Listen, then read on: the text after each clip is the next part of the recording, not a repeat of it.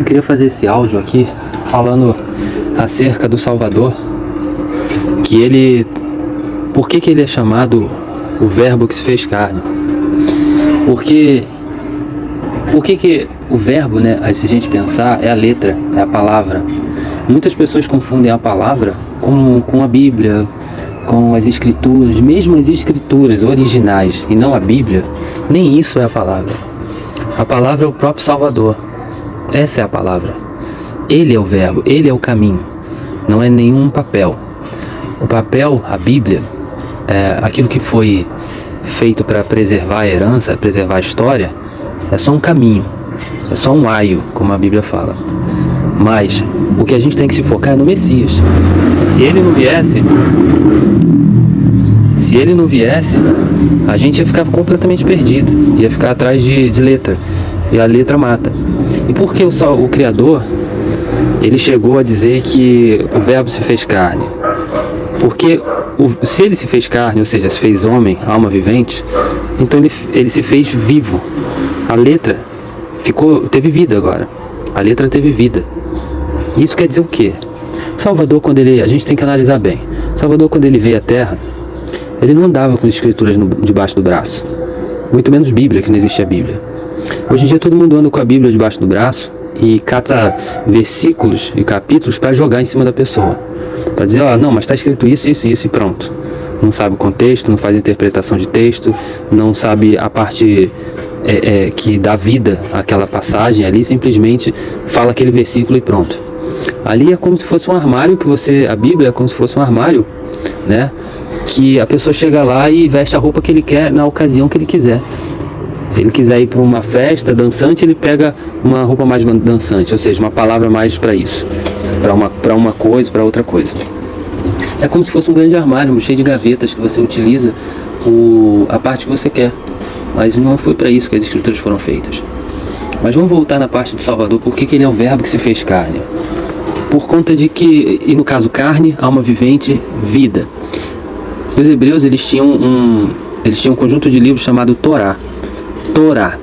O que era a Torá? A Torá era o entendimento. Era um caminho de se fazer as coisas corretas. Mas era letra. Ainda assim, matava. Ainda assim era aquela época de Moisés, onde era olho por olho, dente por dente. Fez errado, você morreu. Entende? Se uma pessoa te bater, você tem que bater de volta. Enfim, todos conhecem já isso. E mesmo que seja a Torá, que a Torá era boa, era para disciplinar, era para dizer o que fazer ou o que não fazer, mas teve seu tempo. Chegou o momento em que a Torá agora, ela tinha que ter vida, se tornar vivo. E veio o Salvador e se tornou a palavra viva. Então por que o Criador, ele fez isso? Ele fez o Salvador ter vida e chamou ele de o próprio caminho, o próprio entendimento, a própria Torá, a própria lei do amor. O Salvador era a lei do amor. Ele era tudo e ainda é. Só que as pessoas hoje ainda seguem com a Bíblia debaixo do braço, com versículos e capítulos que jogam em cima de um momento ali que é falado. Poucas pessoas hoje andam sem as escrituras nas mãos e quando for falar das escrituras, cita sim uma passagem. Não tem problema de citar uma passagem. O problema não é citar um versículo. O problema é citar o versículo e pronto. Não dá entendimento correto para aquele momento. É pegar um versículo, dar um entendimento que está sendo para o seu ego, para dizer que você está certo, para dizer que sua religião está certa. Isso é muito negativo, muito pernicioso. E muitas pessoas hoje, elas fazem isso. Muitos religiosos fazem isso com as suas igrejas. Eles chegam e utilizam versículos e capítulos só para condizer com os seus dogmas, a sua religião. Eles não tinham entendimento. Então o Salvador, ele não andava com isso.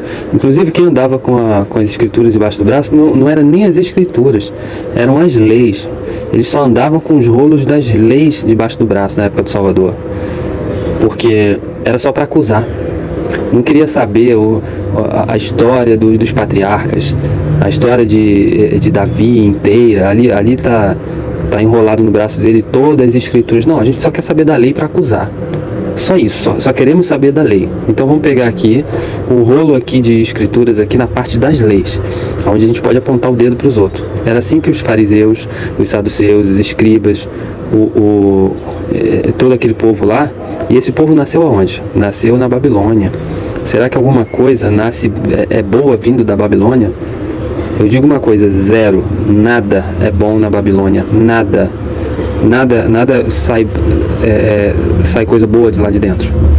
E eles surgiram lá. Esse povo que o Salvador chegou, os religiosos da época, e apontou, chamou de raça de víboras, sepulcro caiado, serpentes, falou toda aquela situação irado. Ele não tinha temperança, o Salvador ali. Ai de vocês, mestres da lei e fariseus hipócritas! Vocês fecham o reino dos céus diante dos homens. Vocês mesmos não entram, nem deixam entrar aqueles que gostariam de fazê-lo. Ai de vocês, mestres da lei e fariseus hipócritas! Porque percorrem terra e mar para fazer um convertido. E quando conseguem, vocês o tornam 2 vezes mais filho do inferno do que vocês. Ai de vocês, guias cegos! Pois dizem, se alguém jurar pelo santuário, isto nada significa. Mas se alguém jurar pelo ouro do santuário, está obrigado por seu juramento. Cego! Com esse povo, o Salvador não tinha tempero. Ele não era temperado, devagar, manso. Não, ele era manso com o povo. Mas contra aqueles que estavam explorando as pessoas dentro do templo, que não se difere dos dias de hoje, o Salvador não tinha dó nas palavras. Ele falava mesmo. Entende? Não existe aquela coisa de ser mansinho. Para quem está errado, no sentido da exploração à fé alheia. Agora, quanto ao próximo, até mesmo ao próximo que está sofrendo, está em pecado e tudo mais, essa pessoa a gente deve acolher, deve ser o melhor possível. Mas contra esses aí que estão fazendo das pessoas um comércio, essas pessoas eles são raças de víbora. São raças de víbora, eles são mentirosos, pai da mentira, são filhos do pai da mentira, que é o Satanás, a Satã. Então o Salvador, ele sabia, ele via já aquilo. Lógico, ele já veio com todo o entendimento, já viu que aquele povo ali só vivia para acusar. Eles nasceram na Babilônia. Lá dentro da Babilônia, eles fizeram grupos, dizendo, a gente vai se chamar os saduceus. Ah, tá, então a gente vai ser, vamos se tornar os fariseus. Tá, e a gente vai se tornar os escribas. E a gente vai reescrever parte das escrituras e acrescentar certas coisas. Porque a nossa intenção é criar religião, é criar uma divisão. O Criador nos deu uma orientação de como deve ser as escrituras, como deve ser o ensinamento. Mas a gente vamos reescrever isso. A gente está na Babilônia, o Criador nos esqueceu aqui. A gente vamos pegar isso e vamos fazer vamos pegar o quê? As escrituras e vamos fazer a bel prazer. A nosso prazer aqui diferentemente. A gente está aqui. Né? Muitos foram mortos aqui. Nossas crianças estão sendo estrupadas. Nabucodonosor era gay. Ele gostava de garotinho. Entende? Quando o povo é levado para a Babilônia, acontece tudo isso. A Babilônia não tem nada de bom. Tanto é que Nabucodonosor queria Daniel para o recinto dele, para o recanto dele, que é tipo a cama, o quarto. Mandou dar banho. Daniel era jovem, Sadraque, Mesaque e Abednego, que os nomes foi trocado para nomes de deuses. Babilônia é uma coisa terrível. Então, o povo falou assim, Deus nos esqueceu. Mas por que o Criador esqueceu Israel? Se olhar lá atrás, Israel só fez coisa errada. Adorou Baal. Israel pediu um rei sobre a terra dele, sendo que o Criador era o próprio rei. O próprio rei de Israel era o Eterno, era o Criador. Não eram homens. Homens são falhos. E o Criador disse, eu sou rei sobre Israel. Enquanto eu for rei, vocês vão ter paz, não vão ser paz de guerra, nada. E vocês vão passar isso para os outros povos. Israel era para ser uma nação que ia contagiar os outros povos com as doutrinas do Criador, as coisas certas, para o resto do mundo ser correto. Mas Israel pediu um rei, Saul. Depois de Saul veio Davi, depois de Davi, Salomão, um grande bruxo, né, que invocava demônios. Depois veio Roboão, aquele foi pior do que Salomão. Enfim, então os homens só foram falhos, um atrás do outro, até chegar, tinha um momento lá também, né, que foi do rei Acabe, junto com a Jezabel, que a mulher dominou. Chegou o momento da mulher dominar. E ali a Jezabel, ela trouxe todo o culto a Baal. Israel inteira estava adorando Baal. Foi na época de Elias e Eliseu. Ulshua e Ulial. Ulshua é o nome original de Eliseu, Ulial é o nome original de Elias. Então, foi naquela época ali, todo mundo estava adorando Baal. Então, o Israel ele só fez coisas erradas até chegar ao ponto de ir para Babilônia. Então não tem como os fariseus, os saduceus, aquele povo lá falar assim, Deus nos esqueceu. Não, foi culpa nossa. A gente que fez errado. Não foi culpa do Criador. Ele foi avisando, ele nos deu profetas, ele nos deu o templo, quer dizer, o Santo dos Santos, né? Ele nos deu os levitas para falar diretamente com a gente. Ele é o próprio Eterno, ele que criou tudo. Cara, ele criou essa terra, ele criou essas frutas, criou as águas, ele se apresentou para nós. A única coisa que a gente tem que fazer é seguir a lei deles, a diretriz do Criador, a lei do Criador, que é o amor ao próximo, só isso não. Se voltamos para Baal, se voltamos para deuses estranhos, deuses fenícios, cananeus, entende? Adonis, Baal, Aserá, os deuses da fertilidade, o próprio Baal é o deus da fertilidade. Havia na época de Israel sexo dentro do templo,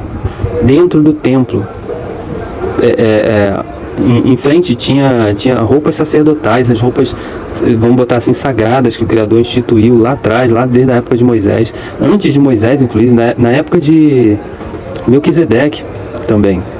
Naquela época lá, Abraão, lá atrás, bem lá atrás, já existia o sacerdócio, já existia a roupa sacerdotal. Melquisedeque, antes de Melquisedeque já existia já, que o pai de Melquisedeque era Nir. O pai de Melquisedeque, o pai assim, modo de falar, né, casado com a mãe dele, mas Melquisedeque nasceu de uma outra forma, que foi bem interessante, que posso trazer depois, falar. Então já existia o sacerdócio, a roupa sacerdotal. E eles faziam sexo em frente de tudo que era mais santo, sagrado, né, entre aspas, por causa da palavra, mas tudo que era mais perfeito que o Criador tinha instituído, porque era culto aos deuses da fertilidade, que Israel estava completamente contaminado. Assim Israel foi parar dentro da Babilônia, não tinha que ficar reclamando, mas enfim, reclamaram e fizeram os saduceus, os fariseus e os escribas, né, ou seja, os hipócritas no geral que o Salvador apontava. E aí dali, quando eles saíram para Roma, sitiar eles. Roma, na verdade, queria um acordo, falou, olha, vocês estão sem terra, vocês estão sem Jerusalém, nada, a gente quer restituir isso aí de vocês. Nós viemos de Roma, do imperador Júlio César Augusto. Júlio César Augusto era adorado como um rei, como um deus. Era um rei, um imperador, mas era adorado como um deus na terra. César, um olhar dele, o escravo dele já matava a espada na frente dele. Júlio César era considerado como um deus na terra. E aí o povo de Israel chegou sem terra, sem nada, né, destruído tudo. Eles chegaram e falaram assim, a gente aceita perfeitamente, a gente aceita ter o rei agora chamado Júlio César Augusto, mas cuida da gente, restitui a nossa terra. Olha que ponto Jerusalém chegou. Fico pensando. Jerusalém chegou ao ponto de ter um estrangeiro como rei, como imperador, um cara ruim, um cara que matava. Israel estava derrotada, estava acabada completamente, o povo de Israel. Já não tinha mais profeta, não tinha mais nada, e os saduceus, aqueles homens lá, né, que eram da casta principalmente da tribo de Judá e a tribo de Benjamim, começaram a formar esses grupos particulares. Os saduceus, os fariseus e os escribas. Os escribas eram para fazer escritura nova, uma escritura moderna. Se é moderna, não é original. A antiga que é correta. Por isso que Jeremias e Irmial chegou a dizer que a falsa pena dos escribas escreve falsamente, escreve errado, que eles estão inventando coisa. E não é diferente de hoje.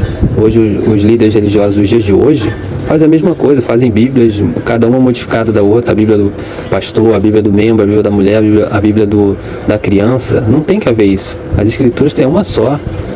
Não pode haver essas concordâncias, essas coisas. Mas é a mesma coisa que a gente está vivendo, a mesma Babilônia, onde os escribas, os fariseus, os saduceus são tudo bispos, pastores, diáconos, esse povo. Não estou dizendo todos, mas uma boa parte dessas pessoas. Tem muita gente inocente lá dentro, que acha que está fazendo o que é certo, mas está no meio da Babilônia lá. São nécios, de bom coração, mas são nécios. Não são prudentes para ver aonde estão se metendo. Tá difícil falar todo mundo, mas está ali no meio, como fala, vai comer farelo come. Por isso que a ordem do nosso Criador sai dela, povo meu. Sai dela de quem? Da Babilônia. Ah, mas a Babilônia já acabou. Não, estamos vivendo a mesma Babilônia. A Babilônia hoje é a Babilônia de Roma, da Igreja Católica, que contaminou tudo. Que através da Igreja Católica saiu a Igreja Evangélica e tá aí tudo de novo, uma bagunça total. E sai dela, povo meu, a mesma coisa, porque os dias estão contados já. Está muito próximo. Então, voltando, chegou lá os mensageiros para dizer para o povo de Israel que eles seriam um povo, entre aspas, né, escravo livre. Vocês só vão ter que pagar impostos pra gente, a gente vai cuidar de vocês não vão precisar se meter em guerra, sabe? Essa religião de vocês aí, judaica, hebraica, né, no caso, a gente não pouco se importa, vocês podem adorar o Deus que vocês quiserem, a gente só quer vocês aí quietinho, sem fazer algazarra nem nada. Os romanos vão estar nas ruas de Jerusalém observando tudo como guardas.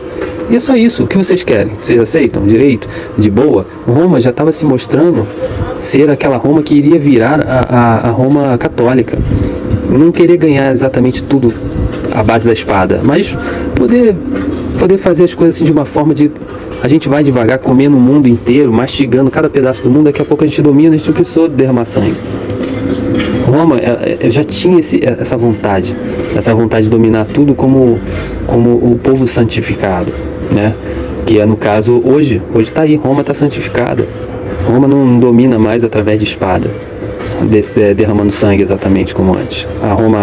A Itália, né, no caso, a Roma bélica, que tem materiais bélicos, escudo, peitorais, espadas. Não, é interessante observar esse momento, porque era como se fosse um anúncio, né?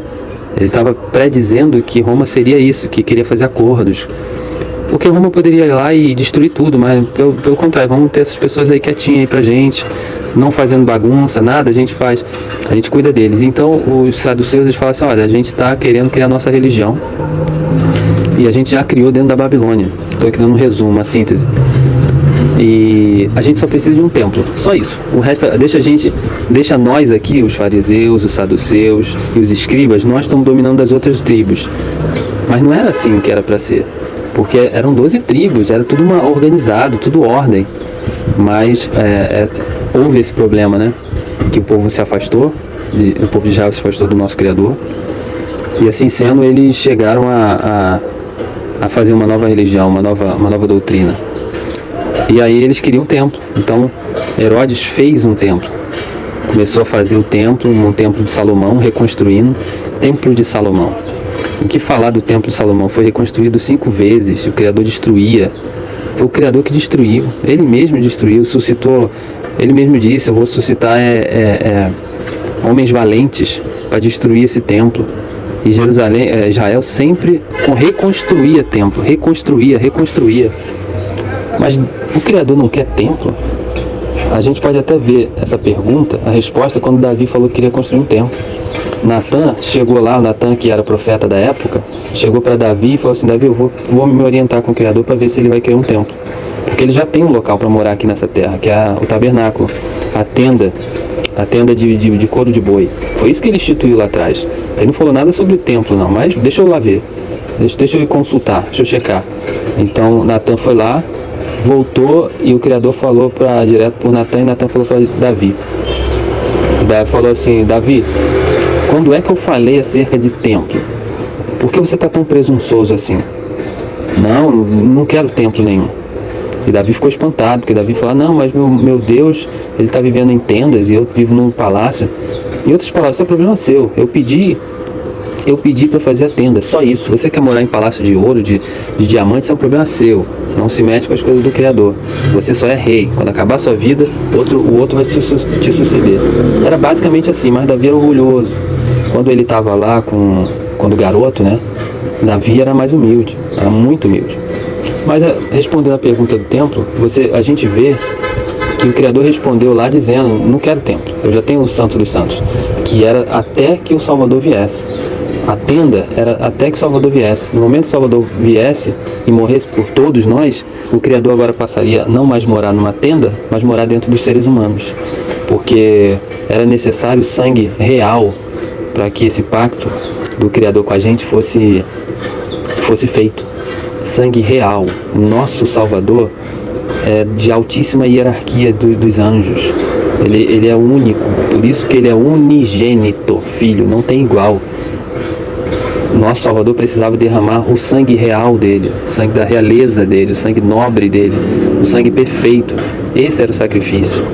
Porque desde a época de Israel, a lei dos primogênitos era, se você quer ficar, né, você tem uns animais aí, os animais impuros, eu quero o primeiro filho, né, o filho de um animal impuro, por exemplo, um jumento, né, um camelo, seja lá o que for, os animais impuros, porque tinha a lei dos animais puros e animais impuros. Se você tem um animal impuro, ele tem um filhote, ela tem um filhote, você tem que matar esse filhote para mim. O primeiro animal, o primogênito, você tem que matar e consagrar a mim. Aí o resto sim é de vocês. Mas se você não quiser matar um animal impuro, por exemplo, só dando um exemplo, um jumento, né? Você vai ter que matar um animal puro para o puro purificar o impuro. Ou seja, você vai ter que pegar um cordeiro e matar no lugar do impuro. Essa era a lei da primogenitura lá de Moisés, mas ela já estava predizendo o Salvador, que um ser puro ia morrer por todos os impuros, para que ninguém mais precisasse morrer. Muitas das pessoas não entendem a mensagem da cruz por não acompanhar as profecias, não acompanhar como Israel funcionava lá atrás. O Salvador sendo esse animal puro, por isso que ele veio como cordeiro, por isso que ele é chamado de cordeiro. Por que ele era chamado de cordeiro? Por que ele era o verbo que se fez carne? Tudo isso tem um simbolismo. E entendendo isso, o entendimento, o Espírito Santo se faz mais presente na nossa cabeça, porque a gente fica, nós ficamos agora entendedores das Escrituras melhor. O Criador, ele quer isso. Ele quer que a gente entenda o caminho antigo, né, como Jeremias falou, para voltar ao caminho antigo, estudar, para que agora sim a gente possa fazer um culto racional, espiritual. Então necessitava um sangue real, o sangue do nosso Salvador. E o Salvador veio e se sacrificou, e não precisa mais de tenda, muito menos de templo. Muito menos de templo. Templo que não precisa mesmo, porque nunca foi. Nunca pediu, nunca foi pedido, nunca foi requerido templo. Foi requerido, foi tenda. E tinha um propósito, era tenda de couro de boi curtido. Pegava o boi, matava o boi, tirava o couro dele. Botava para esticar no sol, né, para higienizar, os raios do sol higienizava ali e tal. E aí fazia um local lá quadrado, né, que tinha as medidas direitinho. E tinha lá no centro ali, daquele local cercado por couro de boi, tinha o Santo dos Santos, que era lá dentro, que tinha a arca e tal. Aquilo tudo simbolizava o ser humano, que nós somos feitos de couro também. Não somos feitos de tijolo, de cimento. O nosso Criador, ele habitava em alguma coisa que tinha vida, que era por isso que ele pediu o couro de boi para ser feito. Ele pediu para fazer ali tudo dessa forma, porque também era uma profecia nossa, de que ele iria habitar em alguém que tem vida. Assim como o boi lá atrás, ele tinha vida. E o boi é interessante, mais uma profecia interessante, que o boi ele precisa ser sacrificado. Quantas e quantas vezes o boi foi sacrificado lá em Israel, simbolizando que ele tem que ser sacrificado porque ele tem um motivo, ele tem um porquê. Já parou para pensar porque o Criador pediu para sacrificar o boi e tirar o couro dele para fazer a tenda? Vamos voltar na história lá atrás. O povo, ele adorava o bezerro, um bezerro. Lá na época de Moisés subiu 40 dias, ficou lá em cima, voltou. Quando ele voltou, o povo estava adorando um bezerro, um boi. Porque não quiseram o entendimento, não quiseram a lei. Então Moisés jogou a lei fora e matou o boi, destruiu aquele bezerro. Olha, destruiu o bezerro. Gideão, quando estava lá preso dentro das cavernas, e todo Israel estava escondido nas cavernas, Gideão estava revoltado, malhando trigo no lagar. O lagar não é para malhar trigo. O lagar é para pisar a uva, para fazer o vinho. Mas eles não podiam sair da caverna, porque os povos do Oriente, eles estavam ali, sitiando Israel. Eles estavam matando todo mundo. Então eles estavam presos dentro das cavernas. Eles mesmos se aprisionaram lá. E aí veio o anjo e falou com ele: você está revoltado, vai nessa tua força que o seu Criador é contigo. E Gideão revoltado com aquela situação. O que o anjo pediu? Ele pediu para que ele pudesse destruir, matar o boi que tinha lá dentro, porque Israel estava adorando um boi lá dentro da caverna, que era o boi do pai dele, o boi, um animal, né? E destruiu e fez o sacrifício para o Criador. O Criador, a partir dali, abençoou Israel e venceu os midianitas, os povos do Oriente. Em várias outras passagens tem a questão do boi. A Jezabel trouxe a adoração ao boi lá na época do rei Acabe. E a Jezabel, ela estava adorando o boi ali, de novo o boi. E Elias, o Lial, quando ele chegou dentro do palácio, ele viu lá o boi. Ele derrubou o boi, destruiu o boi. E o altar, a imagem de Baal. De novo, ele destruiu o boi. Depois Elias foi ter com Eliseu, foi se encontrar com Eliseu. E Eliseu se encontrava pastoreando uma junta de 12 bois. 12 bois. Olha o número 12 também. 12 tribos, as 12 constelações, os 12 apóstolos, os 12 meses do ano. O número 12 é muito importante. Muito. O Criador, ele trabalha com números também. Poucas pessoas entendem isso. O número 40, o número 4, o 14, o 400, o 12, o 33. A gente vê recorrente isso nas escrituras o tempo inteiro. Só que não há quem entenda isso. Gostaria muito de fazer um estudo sobre isso e passar aqui também. É um assunto que requer um conhecimento muito grande de quem escuta. De quem escuta, requer um conhecimento já preparado. Porque é algo assim impressionante. Uma junta de 12 bois, Eliseu estava lá pastoreando. E Elias, ele foi chamado já para fazer isso. Elias foi chamado para dizer assim, eu tenho uma missão para você, Elias. Nosso Criador falou. Mas antes você vai ali e tal, vai lá e Elias começou a fazer certas coisas, né? Tipo, curou lá o filhinho da mulher que era idosa. Elias foi lá e fez a botija da mulher que era viúva, né? A botija dela fica cheia de azeite. E Elias queria enfrentar Acabe. Ele queria enfrentar Acabe e a Jezabel, só o Criador que não deixou. Por causa que não era o momento. Ele estava sendo guardado porque ele tinha que ser arrebatado, vivo. E tem um porquê. Ele faz parte das duas testemunhas. Elias e Enoque.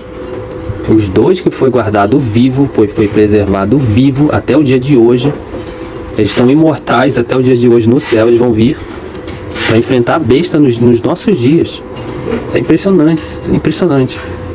Mas é um assunto para outra hora. Então, o Elias, ele chegou lá para Eliseu. Eliseu estava pastoreando lá. E ele jogou a capa em cima de Eliseu e falou, vem. Só falou isso, vem. Mas Eliseu já conhecia Elias. Falou, nossa, é o profeta. O profeta, ele tinha uma autoridade incrível. Era o Tesbita. O Elias era de Tesbe.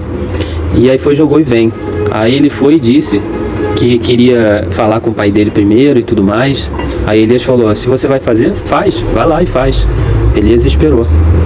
E Eliseu, ele teve uma atitude espiritual ali tão interessante que já fala exatamente do boi de novo.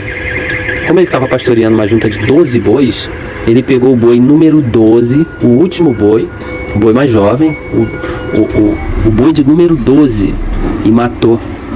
E assou, fez uma comida com ele, deu para todos os trabalhadores lá do pai dele, que era rico. Eliseu ia herdar toda uma fazenda lá, e deu para todo mundo comer. E depois ele largou tudo para trás, tudo, e foi junto com Elias. Olha aí a história do boi de novo. Poderia falar, tem mais história de boi aí, mais história que o boi tem que ser sacrificado. Então isso a gente vê que o boi representa idolatria, representa aquilo que a força humana, aquilo que o ser humano quer se apoiar. Quer dizer, não, eu tenho isso aqui, então tá bom. Eu tenho isso aqui, então tá bom. A maior prova que o ser humano pode mostrar que ele está junto com o Criador é exatamente chegar e dizer assim, pai, meu Pai eterno. Né? Assim que tem que se pronunciar diante do Criador. Chamar ele de Pai. Como é que eu sei disso? Porque o Salvador ensinou. Quando fores orar, deveis fazer assim: Pai nosso que estás no céu. Pai nosso, não é Senhor, não é Deus. Pai, ele quer ser chamado de Pai. Santificado seja o seu nome. Será que alguém sabe o nome do Criador? Pois é. É algo de extrema importância. Então, voltando ao caso aqui, a questão do boi era essa. A questão do boi. Que o Criador sempre pedia, né, para Israel fazer isso. tirar essa idolatria, tirar essa força. E a maior prova era essa: larga tudo e vem, larga tudo e vem. Não tem herança nessa terra, a sua herança está no céu. Salvador mesmo disse isso também. Se alguém for te pedir uma capa, dá. Se alguém falar para você andar uma milha, faz. Der um tapa no seu rosto, não esquenta, entende? Então é nesse sentido de não ter esse apoio humano aqui nessa terra. Se o Criador te pedir, entrega. Se ele não te pedir, segue a vida normal. Não é que alguém tem que ficar doando essas coisas, mas tem que estar com o espírito pronto para poder sempre dizer que aonde está a sua força, você pode entregar a qualquer momento. Essa é a prova de fogo. Esse é as pessoas nascidas do fogo, largar tudo. Eliseu era riquíssimo. Eliseu era muito rico. Abraão também era rico. Rico total. Abraão iria herdar tudo do pai dele, que era o Terá. O Terá era muito rico.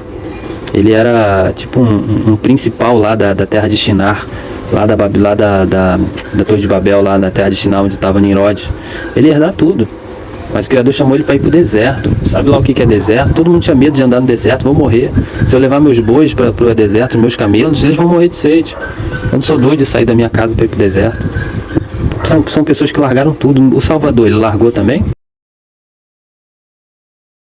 O Salvador também largou toda a grandeza dele. Ele saiu dos sublimes céus, que permanece para sempre, sempre, sempre, e veio aqui para esse mundo corruptível, esse mundo passageiro, e habitou numa carne que é passageira, que envelhece, que enruga. E para quê? Para morrer ainda, para ser cuspido, para ser maltrapilhado, para ser chamado de Beelzebul. Salvador também, ele foi a pessoa que largou tudo. Tudo aquilo que é força, um dia o Criador vai pedir para ver aonde está o seu coração. Então o boi simboliza isso. O que você tem de melhor? E se o Criador te pedir, você larga? Você dá? De alguma forma ele vai falar do jeito que ele quer. Assim como Abraão chegou e foi requerido dele o filho, ele não negou. Esses são as pessoas. Mas hoje a gente vê o contrário, vê os homens pedindo o seu tudo, o seu dinheiro, a sua riqueza, vamos botar assim, nessa terra, para eles. Para eles, estão se fazendo do próprio Criador, estão se fazendo de próprio Deus. Isso é uma blasfêmia. Blasfêmia é se colocar no lugar de uma outra coisa. Tem um Criador ali, eles estão pedindo para eles estão falando em nome de Deus, em nome do Criador. Eles estão blasfemando o Criador totalmente. Todos esses homens que pedem dinheiro para si, que eles não fazem nada daquilo que o Criador pediu lá atrás. Inclusive o Criador nem pede hoje. Se o Criador estivesse falando com essas pessoas hoje, de modo algum ele falaria para eles fazerem isso. E mesmo se dissesse, estou pegando dinheiro do povo, pegando tudo da pessoa, o Criador fala, não, nunca pedi para isso, muito menos falar do meu nome. Isso aí foi em Israel, lá na época que Israel existia. A velha aliança. Entende? Então, esse povo que está aí, eles vão pagar muito caro, muito caro. E está escrito que todos os seus seguidores também. Então a mensagem é essa, que o verbo se fez carne, que eu comecei a falar sobre isso, saiu muita coisa interessante aqui na conversa, é que o verbo se fez carne porque a palavra ela tem que ter vida. A gente não pode ler a Bíblia por ler. Ler por ler, mesmo contando a história, gostando da história, ela é perniciosa, ela é ruim. Não foi para isso que as Escrituras, que o Salvador veio, melhor dizendo. A Escritura foi feita assim, por um tempo, para ser lida daquela forma, a forma de letra. Mas quando o Salvador veio, ele não andava com a Escritura debaixo do braço. Ele falava e dava vida. Ele vivificava as Escrituras, porque ele era a própria Torá. Ele era o ensinamento vivo. Essa é a mensagem, porque que a letra se fez um ser humano. E se fez um ser humano perfeito. Porque quando a gente lê, quando nós formos falar das Escrituras para alguém, a gente tem que tirar a vida daquilo. E não arrancar a vida dos outros. E não pedir dinheiro dos outros, não fazer instituição religiosa, e não falar um versículo por causa daquele momento ali convém. Não, pode até falar um versículo mostrando o contexto, a interpretação de texto e trazendo a vida naquele momento ali. A gente não precisa falar a história inteira de uma coisa quando for ler, quando for falar das Escrituras. Pode falar, sim, um trecho, mas que traga vida. O Salvador era assim, ele falava, hoje se cumpriu isso, hoje se cumpriu aquilo. Sabe, o Salvador ele falava assim, dessa forma, ele trazia vida. E hoje, como está aí, nos nossos dias, a leitura, que nem é das Escrituras, é da Bíblia, uma coisa moderna, modificada, colocada nas mãos de homens violentos, de homens que querem somente agaranhar dinheiro para si o tempo inteiro. Como está hoje? Essa é a pergunta. Então devemos, né, tirar a vida, por causa que o Salvador fazia isso, tirar a vida. E ele falou para Nicodemos isso. A luz, o Salvador, o Filho do Homem veio ao mundo não para condenar o mundo, mas que o mundo venha a ser salvo por ele. Por ele. O Salvador, ele vinha trazer vida. Mas quem é que estava trazendo morte? Foi a lei de Moisés.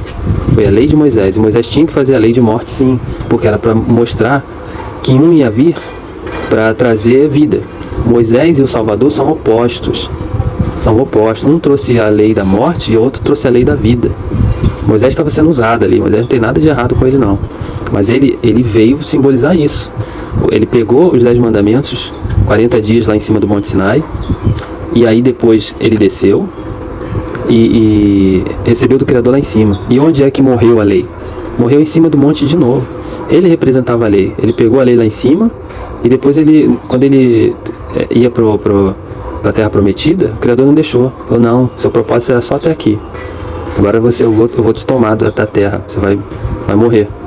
Mas você foi um servo bom, Moisés. Eu vou te fazer olhar a terra de Canaã. Pelo menos olhar você vai olhar. Olha que lindo, de arrepiar isso. Moisés ficou triste porque ele queria ver isso, porque a Canaã simbolizava a salvação. Porque os hebreus, eles saíram do Egito, estavam presos lá 400 anos. Uma geração ruim não podia entrar em Canaã, e o Criador, ele fez um loop temporal acontecer.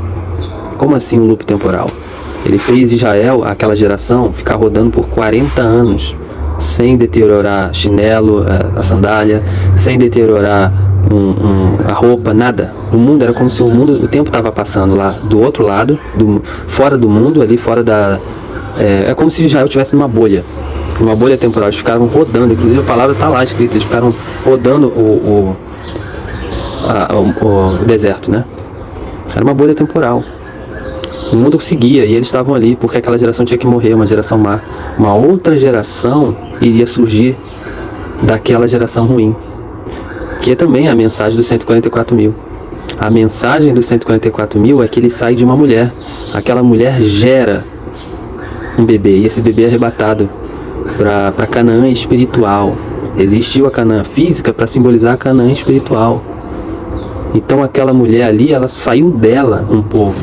E daquele povo lá que estava rodando Israel, também saiu dele. São os filhos dele que entraram na Canaã física. Dá para entender que a Canaã simbolizava os céus, as moradas celestes que o Salvador está lá preparando para gente, para todos nós. Porque o que tinha na Canaã, na terra de Canaã? Ela jorrava leite e mel, ou seja, coisas incríveis. E o tamanho das frutas? Eram gigantes, frutas enormes de saciar. E o que tem no céu, se não esse simbolismo também? Essa fartura. O que tem no céu dos céus, lá em cima, onde Salvador disse que lá essas moradas teria isso. Os céus preparados para todos aqueles que vencerem a si mesmo. Que vencerem esse mundo, que forem achados no livro da vida. É a Canaã espiritual. Vai ter tudo isso. Então o símbolo ali de Israel é essa. É os 144 mil. Eles ficaram no loop temporal ali. E aí morreram. Aí saiu deles. Quando a última pessoa nasceu, ali o povo também morreu. O povo antes morreu. Quando os descendentes dele todos nasceram que ia entrar, eles nasceram, né, e já estava certo de entrar na Nova Canaã, na Canaã.